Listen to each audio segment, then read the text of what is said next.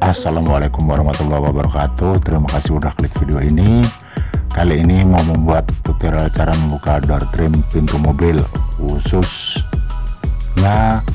Honda Jazz RS 2014.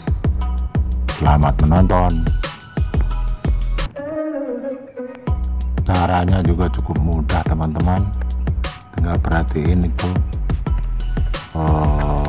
yang perlu ditekan sebelum ditarik keluar, itu harus diperhatikan, yang harus ditekan ke dalam biar nanti nyopotnya itu gampang.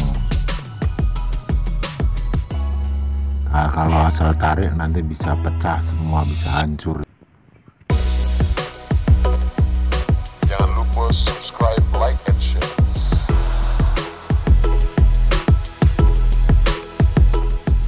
Jika teman-teman takut buka sendiri di rumah, ada kendala dengan power window, teman-teman bisa bawa aja mobilnya ke Power Window Antasari. Nanti alamat serta nomor teleponnya saya tulis di deskripsi ya teman-teman.